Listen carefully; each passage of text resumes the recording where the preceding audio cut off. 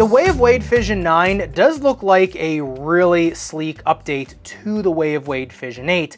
However, the Way of Wade Fission 8 was one of the best basketball shoes I can remember in recent years.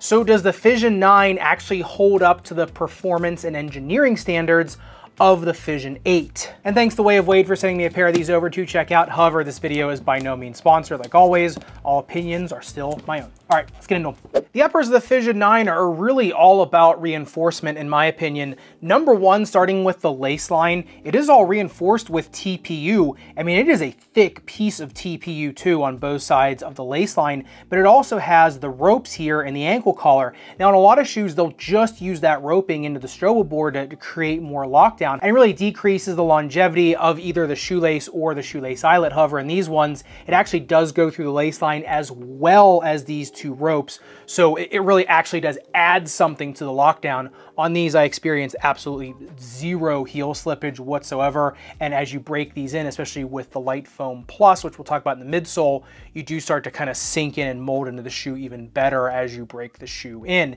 Now, as you go into the forefoot, you get this ridiculously just dense weaving here in the forefoot. You've got textile and TPU strands going through this. And honestly, this is the part of the shoe that requires the most break. And I noticed for about an hour in these, right, of constant play, that's what it really took to break this one part of the shoe. And the rest of the shoe breaks in fine. It's how dense the forefoot of this shoe is. Now, you would think all of this would equal the shoe just heating up like crazy. However, it only heated up 93.7 degrees with a heat gun in there. And the reason for that is, if you look at the breathability mapping of this, it really just tells the whole story. These giant holes, these giant pores in the tongue, just had the fog blowing out of the tongue immediately. That it just heat escapes this tongue really well. And because the padding is a little bit thinner, but also pretty darn dense where the padding is, you're not going to really sacrifice any comfort for this, especially once you start breaking in the shoe. Now, speaking of that tongue and how much air comes through there, this is probably the widest tongue I think I have ever seen in a shoe. This is like something Rafael Nadal gets customized on his tennis shoes. You look at his tennis shoes, his PEs, they have a huge tongue on them. These you actually have to tuck into the shoe and then lace down. What that does though is creates a nice little wrap around your foot, almost like a slipper tongue would on the hardens, like that kind of quasi slipper tongue, where it's the best parts of a three-piece tongue and a slipper tongue, except in a lighter upper. Now, as you move into the medial side, you do get this synthetic leather overlay piece here. And now looking at that on the upper durability test, 10 seconds highest grit sandpaper, the burr does start to work through that a little bit. It does not get all the way through, it just makes it look a little weird. However, because underneath of it, you got the really dense weaving under there, and between the really dense weave and the synthetic leather, you actually have a waxed layer of that TPU weave right there too. So there's just a lot to get through before you're actually going to do any damage to these uppers. They might look a little bit scuffed, but the integrity will still be there. Now, I was a little surprised with the bounce height test of the Fission 9, just because of what I had read about it immediately before doing the bounce height test. Obviously, I couldn't see exactly what was underneath of it. It did get 35 centimeters in the heel and then 35 centimeters again in the forefoot. But usually with Boom Foam, you're getting a little bit more bounce out of that. However, once you cut it open, you can see why it was a little bit of a more deadened bounce height test versus some other Boom Foam shoes. And that's because it's got the Light Foam Plus going over top of it the entire way through the shoe.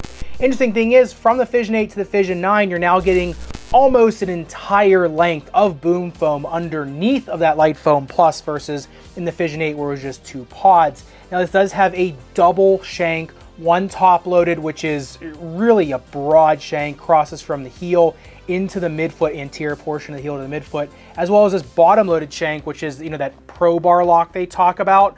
The crazy thing about the shank is though, is that it actually goes forward. It goes into the forefoot versus a lot of other shoes where it goes into the rear foot. What that does is that creates a lot more stability when pushing off medially.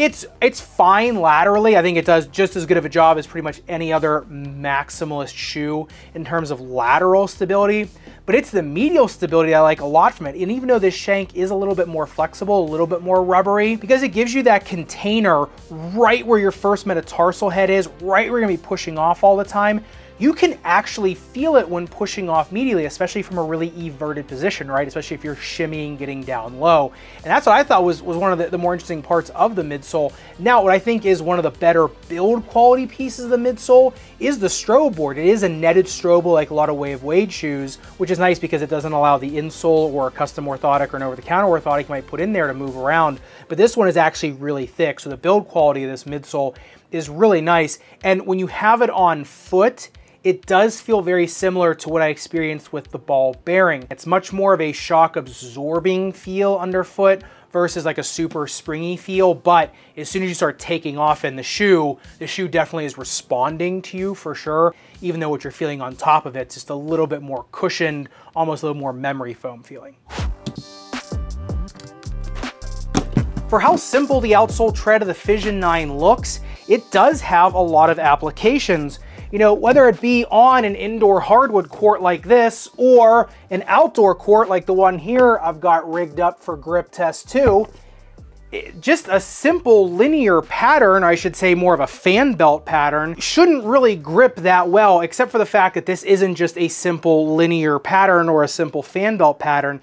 It does have, it's almost like a bicycle handlebar pattern in the middle, and then it gets into this flat, almost lightning bolt pattern on the periphery. The thing is on the inside of the shoe, or on the central portion of the shoe, it gets very narrow, right? So it's gonna grip into something like a hardwood court, a rubberized court, or a carpet court, whereas on the outside, it gets a little bit more flat and chunky, which can handle more of an outdoor court. Now on these grip test ramp, on the hardwood, this thing didn't slip until 47 degrees. And then on the outdoor court, it didn't slip until 45 degrees. And that's after I got a bunch of dirt on it and like forgot to do it before I went outside.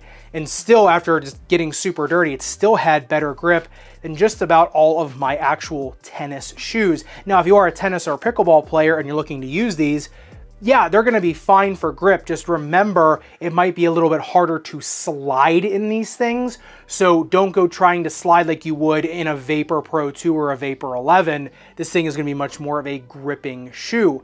Now, if you look at this on the outsole durability test, 10 seconds highest grit sandpaper, I mean, yeah, not even a millimeter of damage. You can barely tell I did the test. The durometer is super high on this. So typically, shoes that have really narrow treads aren't the best for outdoors, and treads that are super wide and chunky, a lot of surface area, aren't necessarily great for indoors. But when you use them like this, you can really play in either surface and they still do really well. I mean, the outdoor court I was on was really cold and slippery. These things had absolutely zero issue digging into that really slick paint. The sneakiest aspect of the Fission 9 is its speed. Now, on the speed ratio, it comes in at a 2.34. However, when you add the shank score in, because that top-loaded shank does cross one zone, I am calling it a top-loaded shank because, yes, it is sandwiched between the two foams. However, as it goes distal, it gets kind of higher and higher relatively in the shoe, so I will call that a top-loaded shank. And then the bottom-loaded shank, even though it is super rubbery, really a little more flexible, it does cross two zones, and it is containing something. It actually is doing something. And the Nike GT Cut 3 had a similar shank in terms of material-wise. This one is definitely a little bit more secure than that. So I think you're gonna give it to one, you gotta give it to both. So that bumps it up to a 2.84, which is right where I think these shoes belong. They are one of the more forgiving shoes when you're going north to south. And by forgiving, I don't mean, no, it's not like a bounce house, but because it feels so cushioned and like shock absorbing, it's comfortable, but because of the boom from underneath of it and because of those two shanks, it's also giving you a lot of diving board from step to step. So covering court in these is super easy, right? Like you are just bounding from step to step, just ridiculously easy. I noticed when I was going around in circles doing my layup drills where the GoPro, where I just keep going around and around and do another shot, that's when you see it in one spot. I know I've talked about this before, but just doing that around and around and around, like I had zero problems just going around, having no problems with any sort of fatigue in my legs or anything like that. So if you're looking for a shoe that feels cushioned, but actually has the capabilities of a really nice fast break or real coast-to-coast type shoe, this is definitely where it's at. The fit of the Fission 9 is pretty similar to the Fission 8 as well as Way of Wade 10, which it doesn't look like it because it looks a little bit more streamlined, but it's almost like an optical illusion because it's got 9.3 centimeters of metatarsal width, which, you know, is pretty good, it's pretty generous, and 28.7 length, which doesn't seem super long, except for the fact that because of the nature of the insole of these things, it does push you a little bit forward in the shoe, so like the true length of the shoe is a little bit over 29 centimeters, but the usable length, if you're just using the stock insole, or if you're using an orthotic, is a little bit less. Unless you're using a completely flat insole in there, you get a little more. So you are pushed a little bit forward in the shoe, and in the forefoot, you actually do get a lot of forgiveness in there, a lot of room. So I'd say narrow and medium foot and go true to size. If you are a narrow foot and you're not a super long-toed or long-footed person, you can go down a half size, get a little more weight reduction. A medium foot, to me, I'd go true to size just to have the room, but if you want to get that super snug fit, you can go down a half size, 2E true to size. And a 4E, if you want to go up one half size, get a little more room,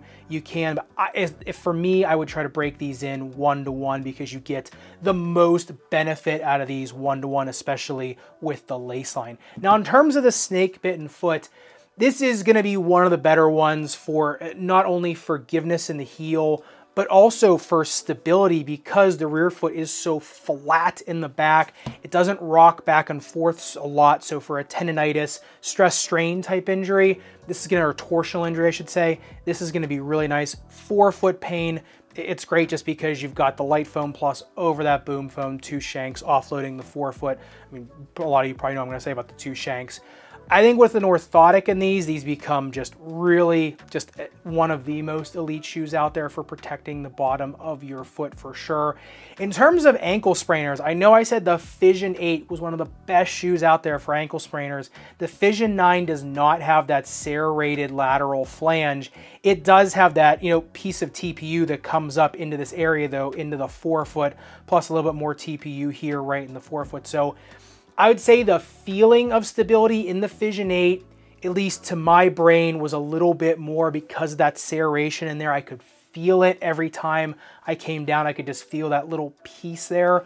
This one, though, in all honesty, is probably a lot similar in terms of that. It's very good for ankle sprainers or any sort of instability. I know someone's going to ask, you know, which one was better. I would say that serrated external flange on the 8s was just an absolute marvel. However, that Pro Bar lock, whereas maybe I felt a little bit more lateral stability in the 8s, I felt more medial stability in the 9s.